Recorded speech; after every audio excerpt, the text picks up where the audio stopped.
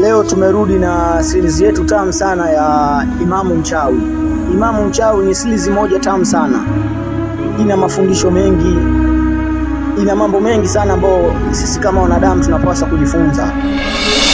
Tunamuona kiongozi wa dini Bwana Kakoso anafanya mapenzi na watoto wake na anatamani sana kupandishwa cheo katika mambo yake ya kishirikina, ili mradi tu aweze kufanikiwa katika maisha yake. Katika dunia kuna mambo mawili tunachagua wanadamu, kama wanadamu. Kuna njia ya mema na njia ya mabaya. Bwana Kakoso aliamua kujichagulia yeye kwenda katika njia ya mabaya. Ndio maana anadiriki kutembea na watoto wake aliyowazaa. Tunapata kumuona mtoto wake wa kwanza aliyediriki kukataa matakwa yake amempa adhabu kali sana. Katika ulimwengu wa kawaida yule mtoto ameshafariki, ila katika ulimwengu wa kiroho yule mtoto anaonekana bado anaishi. Na je, huyu mwingine aliyebaki mwasi ataweza kufanikiwa?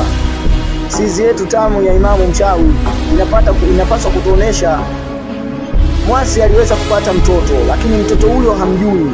Yeye anaamini kwamba mimba yake iliweza kuharibika, lakini mtoto yupo na anaishi. Na bahati mbaya zaidi yule mtoto anakutana na mwasi kila siku na ameshajenga urafiki na mwasi. Je, ataweza kutambua kama huyu ni mama yake aliyemzaa? Na je, mwasi anaweza